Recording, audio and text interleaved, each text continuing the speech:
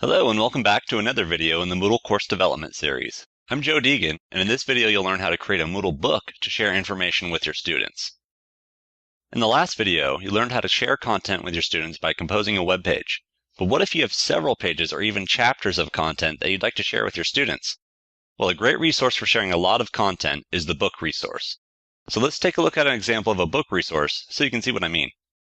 Okay, so here I have an example of a book resource right here. So I'll go ahead and click on it so we can see what it looks like.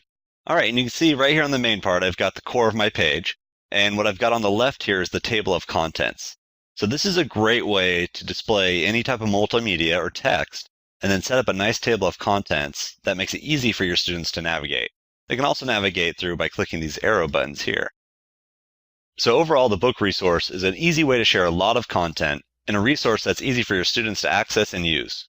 You can add text, graphics, video, or anything you can do on a web page to each of these pages, and it's easy for students to navigate using the arrow icons or the table of contents. So let's go back to the course site and create a Moodle book. As usual, to add the book or any type of resource, you'll need to start by turning editing on, and then we'll click the Add an Activity or Resource option. And then from here, you'll select the first resource in the list, the book, and then I'll click Add. And then after adding the book, you'll need to start by entering a name and description, of course. So I'll call it my test book. And then after entering the name and description, you can scroll down where you have some more display options. From here, you can choose how you want the chapters to be displayed, if you'd like to use custom chapter titles, and if you'd like the chapters to be indented.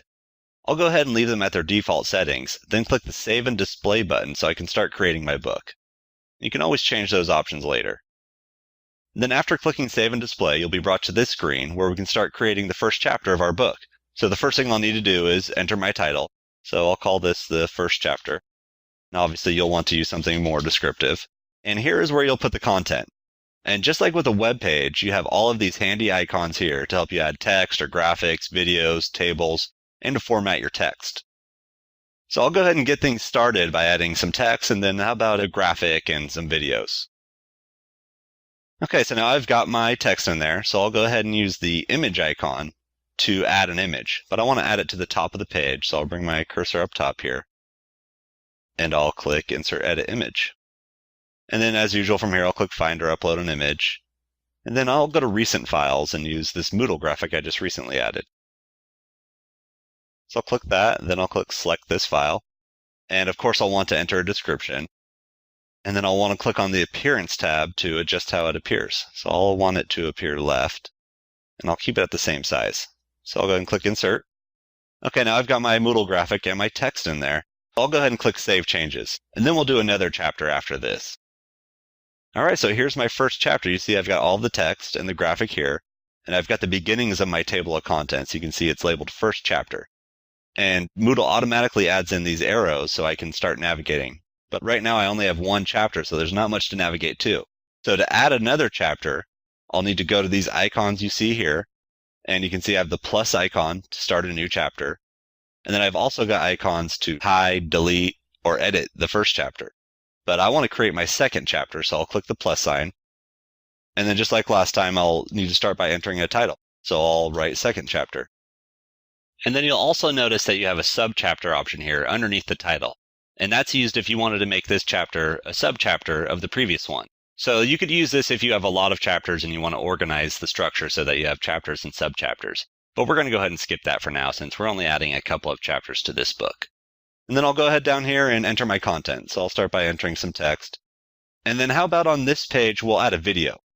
And like I said, you can add any type of multimedia that you can on any web page. So really the sky's the limit. So I'll go ahead and click the Moodle Media icon, and then the Finder Upload a Sound. And I'll use the YouTube repository again, and we'll look for another Moodle video. And how about we go with this Why Moodle video down here that I know is a pretty good one. So I'll click on that, and then select this file. Then Insert. Okay, so now I've got my text, and then once I click Save, my Moodle video will also be there. So I'll click Save Changes, and I've got my second chapter done. And there you have it. So you can see I've got the text, and then the video that I quickly added. So now I've got my first and second chapter in the table of contents, and I've got my icons here that make it easy to navigate through. So obviously you'll want to add a lot more chapters, but that's just a quick overview of how to create a book. Okay, time for a little practice. Go ahead and create your own Moodle book with at least 2 or 3 chapters And make sure to use multimedia like graphics or video in your book. Now that you know how to create a Moodle book, you're able to make some great content available for your students. In the next section, you'll learn how to take things up a notch by adding interactive course materials. That's it for now, and I'll see you in the next video.